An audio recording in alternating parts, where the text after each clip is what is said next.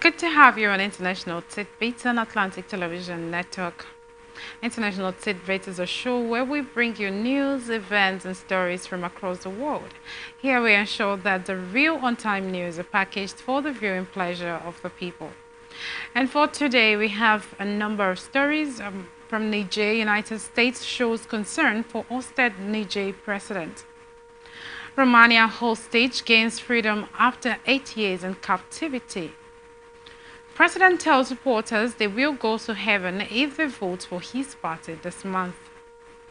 Man who threatens Biden shot dead in FBI raid in Utah. Migrants die in shipwreck off Lampedusa. A lawsuit accuses Georgia doctor of decapitating baby during delivery. These and many more stories we will be bringing to you on International Tit-Bits right after this break.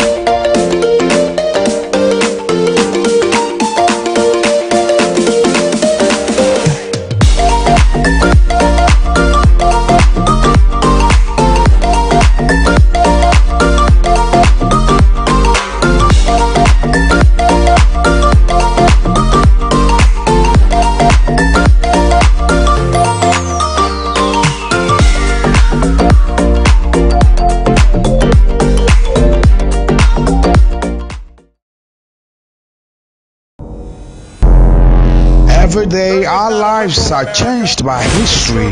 We are one people, all of us. Leaders, politics, Nobody's ambition is what's the blood. I have fought a very firmly. natural occurrence, war, and the world economy. I belong to everybody and I belong to nobody. ATN covers it all on ATN Politics today.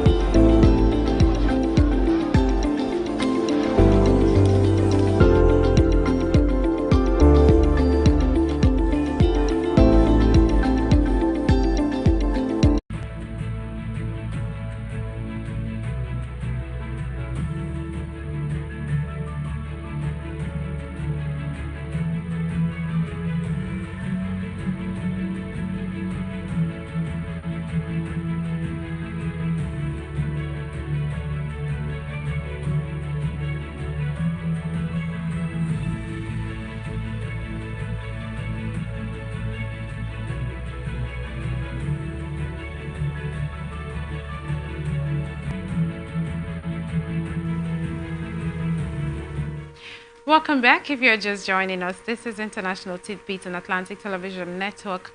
Now we'll bring you the stories. The U.S. is concerned about the health and safety of Niger's elected president Mohamed Bazoum, who has spent more than 2 weeks under house arrest. We are greatly worried about his health and his personal safety and the personal safety of his family, a State Department spokesman said. Earlier, Mr. Bazoum's party said he and his family were being detained under cruel and inhuman conditions, Reuters reported. Since then, a military junta has ruled Niger while Mr. Bazoum has been kept in the presidential palace. Members of the junta have made no comments about the ousted leader's condition. On Tuesday, U.S. Secretary of State Antony Blinken called Mr. Bazoum, assuring him of the U.S. ongoing support, Washington said.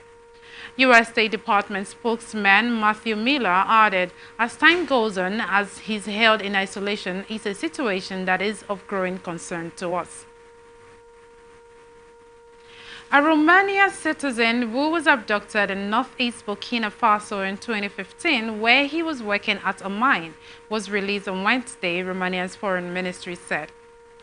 Ilualian Gagot, who was 39 years old when a militant group linked to Al-Qaeda captured him at a mine where he was working as a security officer, was released and is safe on Romanian soil, the ministry stated in a statement. The press release thanked all external partners, especially the Moroccan authorities, for the important support given in order to solve this extremely complicated case. It provided no further details. Gagot was the first hostage recorded in the West African nation since the early 2000s. His kidnapping in 2015, extremist armed groups became active across the Sahel region of sub-Saharan Africa. Zimbabwe's president urged thousands of his supporters at a rally on Wednesday to deliver a thunderous victory in this month's national election and proclaimed that no one will stop us from ruling this country. President Emerson Mnangagwa said the people who vote for his ruling ZANU-PF party, which have been in power for 43 years, would go to heaven.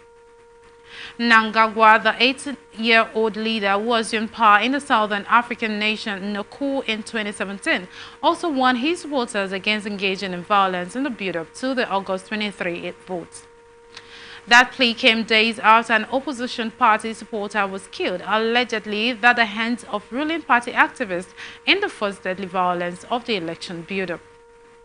Perpetrators of violence will be brought to book without fear or favor, so I say to you, don't ever perpetrate violence. We will deal with you, Mnangagwa said.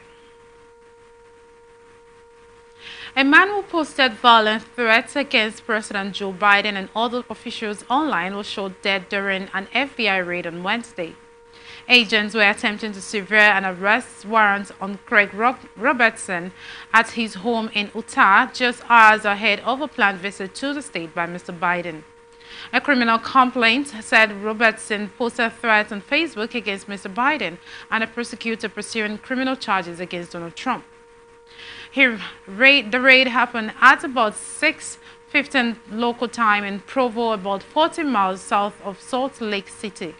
A criminal complaint outlined messages that Robertson made on Facebook, including pictures of guns and threats to kill Mr. Biden and Alvin Bragg, the Manhattan District Attorney, leading an investigation into hush money payment by Mr. Trump to an adult film star. 41 migrants have died in a shipwreck off the Italian island of Lampedusa, survivors told local media. A group of 4 people who survived the disaster told rescuers that they were on a boat that had set off from as far as in Tunisia and sank on its way to Italy. The 4 survivors, originally from the Ivory Coast and Guinea, reached Lampedusa on Wednesday. More than 1,800 people have lost their lives so far this year in the crossing from North Africa to Europe. Local public prosecutor Salvatore Vella said he had opened an investigation into the tragedy. The survivors, a 13-year-old boy, 2 men and a woman, told rescuers that they were on a boat carrying 45 people, including 3 children. A doctor used too much force and decapitated a Georgia woman's baby during delivery, according to a lawsuit attorneys said was filed on Wednesday. The baby's mother and father, Jessica Ross and Trevon Isaiah Taylor Sr., attended a news conference in Atlanta where their attorneys announced a lawsuit against Dr. Tracy St. John and Southern Regional Medical Center, a hospital in Riverdale, Georgia, where Ross went on July 9 to have her son. Riverdale is about 13 miles south of Atlanta. They were so excited about the birth of their first child, said attorney Corey Lynch. Unfortunately, their dreams and hopes turned into a nightmare that was covered up by Southern Regional Medical Center. Calls to St. Julian's office went unanswered and an email message was not immediately returned.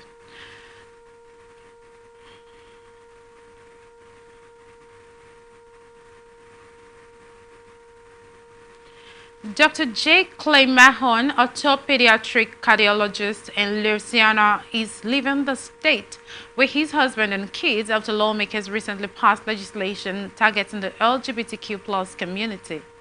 Clay Mahon, one of only 3 doctors with his qualifications in Louisiana, told CBS News the decision to leave was difficult but felt necessary to protect his family. If you're at a place and there are rules that are made directly against your family but not anybody else's family, why would you want to stay? He said. Clay Mahon is leaving his job as director of pediatric heart transplant and heart failure at Orchesna Hospital for Children in New Orleans for a new position in New York. A group of LGBTQ veterans who were dismissed from the U.S. military because of their sexuality are suing the Department of Defense for denying them honorable discharges and listing their sexual orientations on their service records. In a class action lawsuit filed Tuesday in the U.S. District Courts for the Northern District of California, the plaintiffs are asking for the department to grant them honorable discharges so they can access all veteran benefits, including health care, college tuition assistance, and loan programs. They are also requesting the language be removed from their discharge documents that notes their sexualities, arguing that the documents, which the plaintiffs say must be provided to access some veterans' benefits, violates their policy. North Korean leader Kim Jong-un ordered his military to sharpen its war plans and sign off on expanded combat operations of frontline units, state media said Thursday, as the United States and South Korea prepare for a large-scale combined military exercise. Condemning the Allies' expanded drills as invasion rehearsals, Kim has used them as a pretext to further accelerate his weapons demonstrations, which have included the test firings of more than 100 missiles since the start of 2022, driving tensions on the Korean Peninsula to their highest point in years. Experts say the nuclear push is aimed at forcing the United States to accept the idea of the North as a nuclear power so he can eventually negotiate economic and security concessions from a position of strength. China sent Navy ships and a large group of fighter jets towards Taiwan, continuing its military pressure on the island, Taiwan's defense ministry said Thursday. China claims several Taiwan as its own territory and has regularly sent flights towards the island in reaction to the island's political activities. In the past year, it has also sent Navy vessels as well as drones to circle the waters near the island. Taiwan's defense ministry said the Chinese People's Liberation Army sent 33 warplanes and 6 Navy vessels between 6 a.m. Wednesday to 6 a.m. Thursday. The J-10 and J-16 fighter jets flew across the midline and to the southwest of Taiwan. The ministry said in an earlier statement Wednesday that Taiwan's military tracked 5 of the ships as they sailed in coordination with the flights of the fighter jets. Mexico has strict political regulations that forbid questioning someone's competence based on their gender. President Andres Manuel Lopez Obrador fell afoul of those rules when he suggested last month that opposition presidential hopeful Xochitl Galvez was a puppet manipulated by powerful men. An electoral court decided on August 2nd that the feat that fits the definition of gender violence and ordered Lopez Obrador to stop it. But Lopez Obrador and surprisingly his feminist wife questioned the fairness of that, saying Galvez has criticized the president, but he hasn't been considered a victim of gender violence. It also ignores the overwhelming evidence over a millennium that saying someone isn't capable of something because of their gender is a tactic that has been used almost exclusively against women. Lopez Obrador claims, perhaps rightly, that he never said specifically that Galvez had been promoted and manipulated by powerful men. He did call her a puppet who had been imposed by a group of men whose names he mentioned. An Ecuadorian presidential candidate known for speaking up against cartels and corruption was shot and killed Wednesday at the political rally in the capital amid a startling wave of gang-driven violence in the South American country. President Guillermo Lasso confirmed the assassination of Fernando Villavicencio and suggested organized crime was behind his slaying, less than 2 weeks before the August 20th presidential election. I assure you that this crime will not go unpunished, Lasso said in a statement. Organized crime has gone too far, but they will feel the full weight of the law. Ecuador's Attorney General's office said that one suspect died in custody from wounds sustained in a firefight after the killing, and police detained 6 suspects following raids in Quito.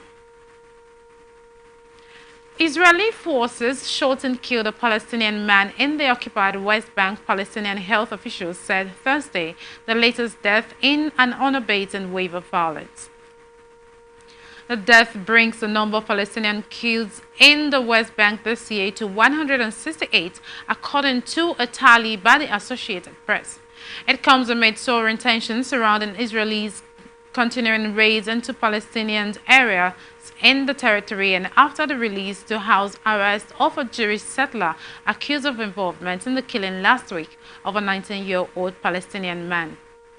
In the latest violence, the Palestinian Health Ministry said Thursday that Israeli troops killed Amir Ahmed Khalifa, 27, in the West Bank town of Zawata, north of the city Nablus. The area has been a flashpoint for violence between Israeli forces and Palestinians in the current fighting. A lawmaker in the Bahamas was charged Wednesday with sexual assault and issuing death threats in a case involving a 35-year-old woman. Kirk Cornish, who represents North Abaco, said in a statement that the allegations were totally false and that he would prove his innocence. The facts will show that this was a breakup that was manipulated and exploited for political reasons, he said. Cornish resigned Tuesday as Secretary of Parliament at the request of Prime Minister Philip Brave Davis, who said that the Director of Public Prosecution found sufficient evidence to file charges against the 48-year-old politician.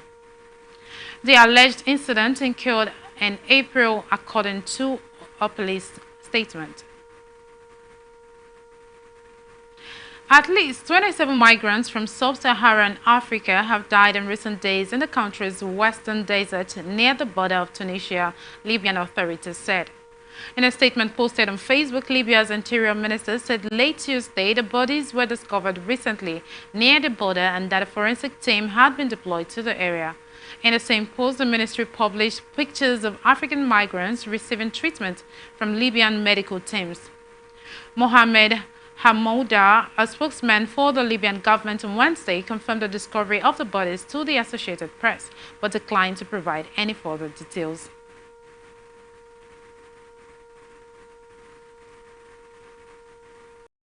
A prisoner believed to have been released early to fight with Wagner mercenaries in Ukraine has been accused of committing a double murder in Russia after returning home from the war.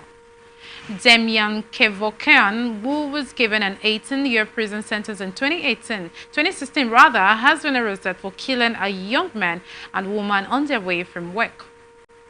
Reports had it that he is not the only convict freed early to fight, pardoned and then accused of reoffending. He was one of 150 prisoners recruited by Wagner on 30th of August 2022, when the head of the mercenary group, Yevgeny Prigozhin, visited his prison, according to a former inmate quoted on a social media channel.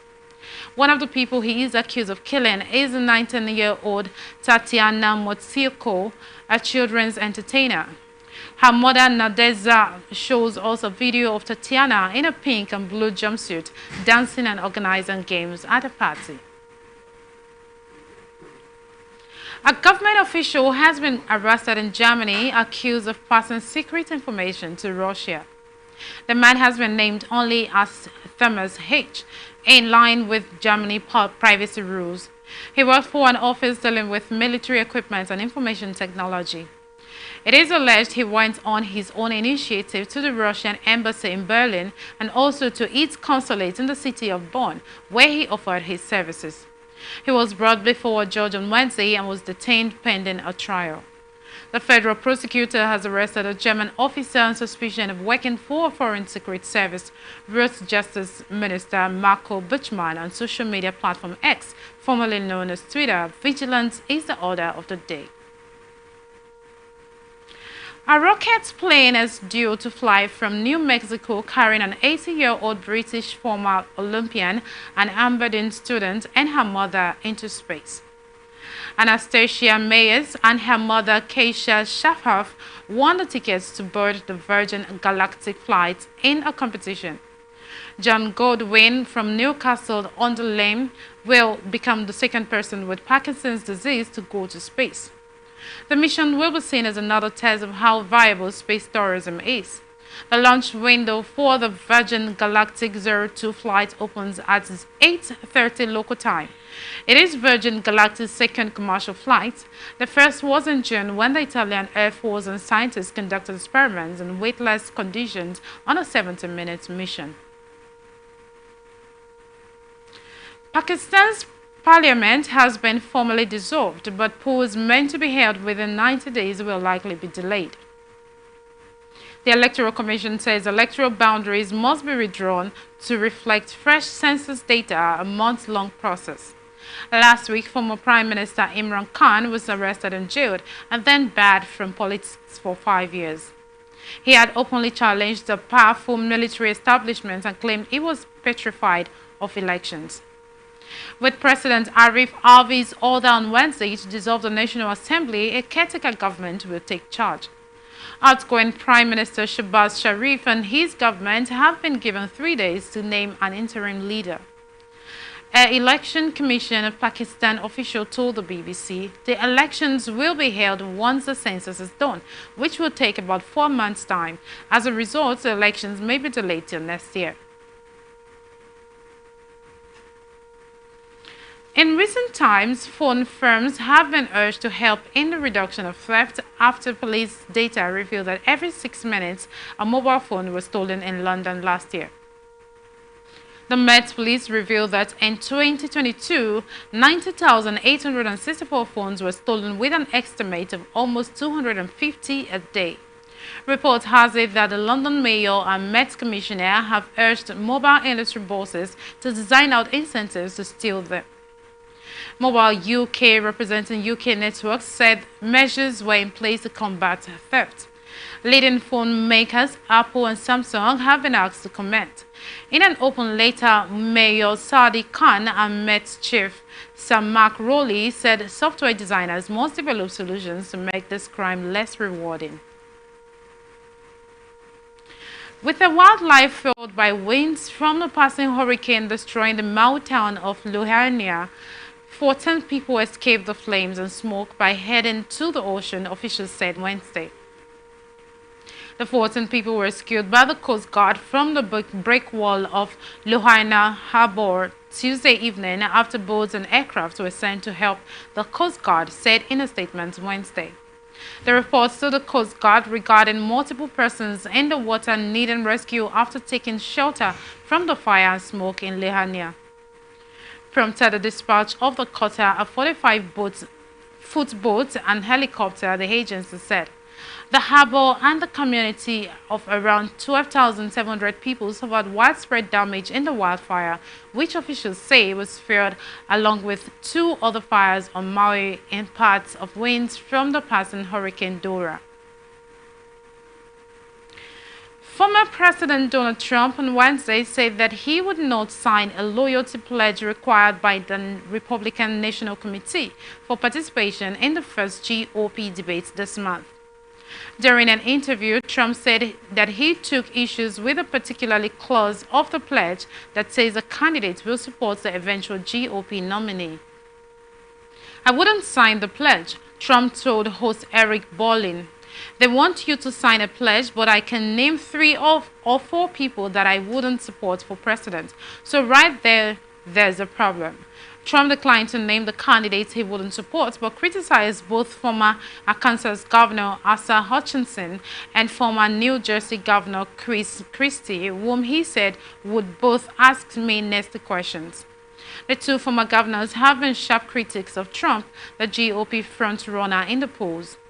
During the interview, Trump also said he would announce next week whether he will participate in the August 23rd debate in Milwaukee, though a refusal to sign the loyalty pledge would make him ineligible under the RNC's criteria. For months, Iranian authorities did little to enforce the law on women covering their hair, but now the country's theocracy is pushing to make businesses the new battleground over the mandatory headscarf. The effort comes ahead of the first anniversary of nationwide protests that erupted after the September 16th death of Mahsa Amini in the custody of country's morality police. A crackdown by security forces that followed saw more than 530 people killed and over 22,000 arrested. These days, with uncovered women a common sight on Tehran streets, authorities have begun raiding companies where women employees or customers have been seen without a headscarf or hijab. Iran's parliament is discussing a law that would increase punishments on uncovered women and the businesses they frequent.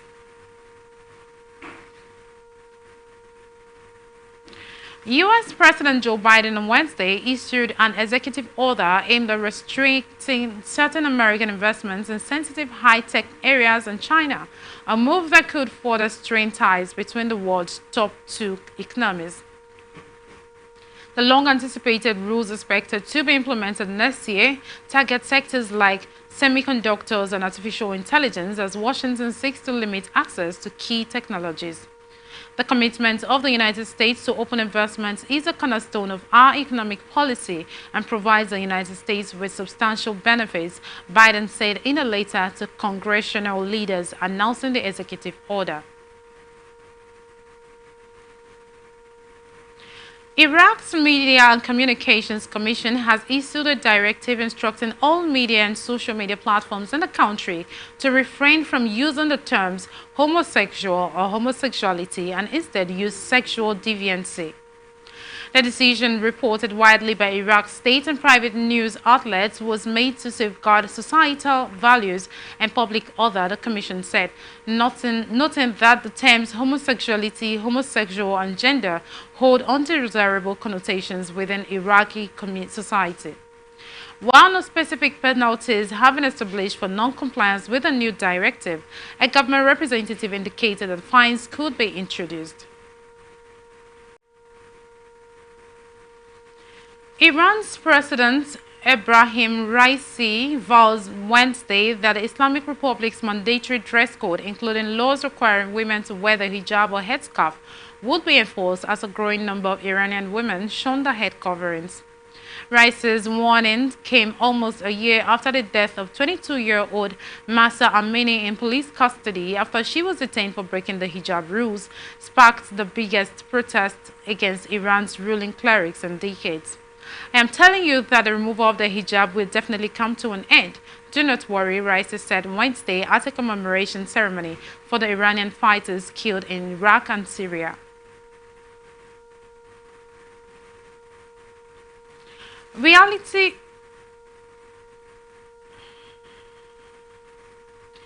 Sisto Rodriguez, the musician and subject of the documentary Searching for Sugar Man, has died aged 81. The Detroit-born singer's official website confirmed he died on Tuesday. Rodriguez launched his career in 1967 but initially struggled to find success in his native U.S. and was ultimately dropped by his record label. However, his music gradually developed a cult following overseas, and his records enjoyed significant sales and airplay in South Africa and Australia. Little was known about Rodriguez in the countries despite his music being so popular, and false rumors had circulated that the singer had killed himself on stage in the 1970s. But Rodriguez was in fact still alive and well and living in Detroit, having returned to a life of relative obscurity and construction work. Robbie Robertson, guitarist and songwriter for Canadian-American group The Band, has died aged 80. A statement from his manager said he died on Wednesday surrounded by his family after a long illness. The band were an influential act in the late 1960s and also the subjects of The Last Waltz, a 1978 Martin Scorsese film about their farewell concert. Robertson wrote some of their best-known songs, including The Wait and The Night. They drove Old Dexy Down. Born Jamie Royal Robertson in Toronto in 1943, he left home to pursue a career in music aged 16. As well as their own music, the band were known for spell touring as Bob Dylan's backing band before the success of their 1968 debut album, Music from Big Frank. This is International Tit-Bits on Atlantic Television Network. We'll be right back after this break.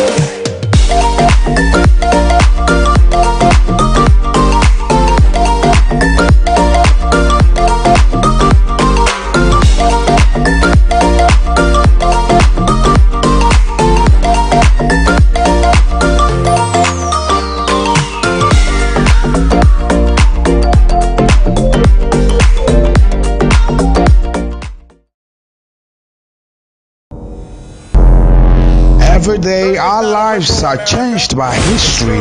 We are one people, all of us. Leaders, politics, Nobody's ambition is what's the blood. I have fought a very family. natural occurrence, war, and the world economy. I belong to everybody, and I belong to nobody.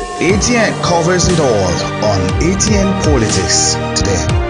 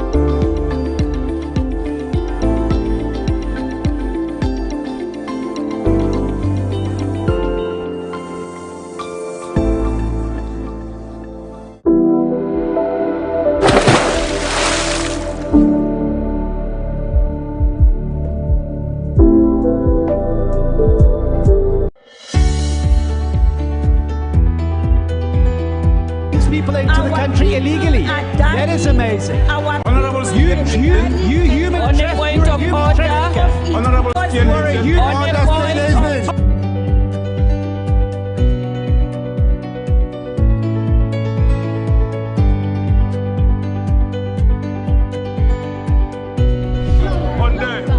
they are not picking our calls. They made up their minds. So no agreement with the EU, but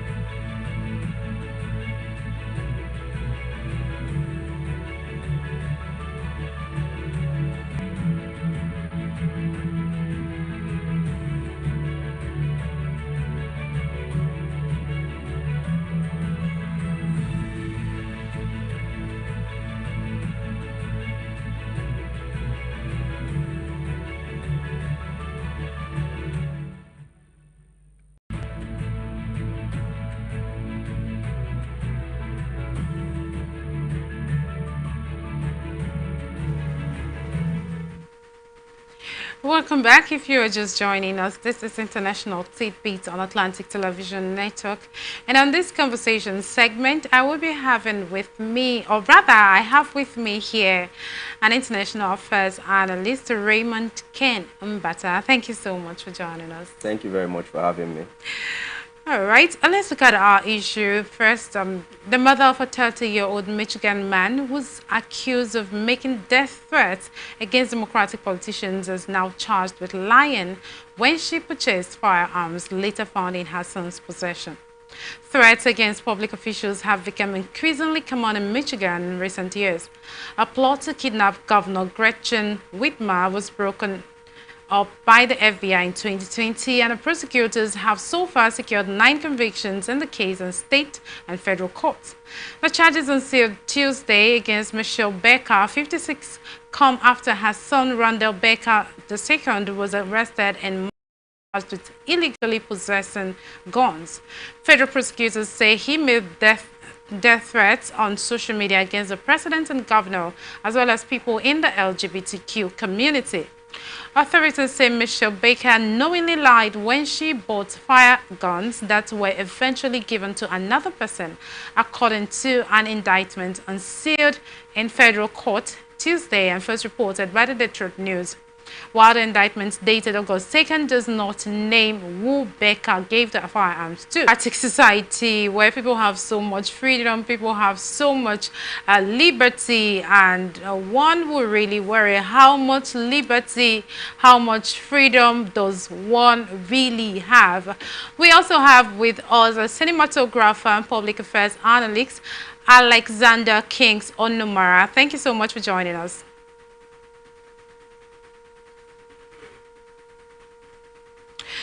Well, let's continue. Like I said, we live in a society where people have so much rights, so much liberty to do what they want to do. But what most of us do not understand that maybe those rights, those liberties also have limitations to the extent where someone would make public threats against political office holders and make those threats in places that people can see. Something on social media is something that the whole world can see. Ken Butter, what's your take on that? I think with the ascendancy of Donald J. Trump, the far right movement, the extremist movement of the far right of the Republican Party of the United States of America has reared an ugly head. It came as a reaction to fundamentalist Islamic migrants into United States of America, and the American Constitution gives rights to an average American to own guns for the purpose of self-defense. Being that America is a very large country, in some places in America, before the cops, before the police is gonna can locate anybody, the crime has already been done. So because of that purpose, some of them were granted the powers to carry arms for self-defense. But with the ascendancy of Donald Trump, he kind of stoked up this feeling of distrust for strangers, for non-Americans, and it has led to those politicians supporting immigration rights and the right for anybody that wants to come and live in America to settle in America and live, and also follow their cultures. It has made the extreme right to stoke up ultra-nationalist sentiments that has led to what we are getting now from the news, where a young boy could have 4 guns in his own possession. It doesn't seem right. In Europe, you hardly have such access to guns in that way, in that manner, and it's beginning to tell on the fabric of the American society. Their schools are in danger.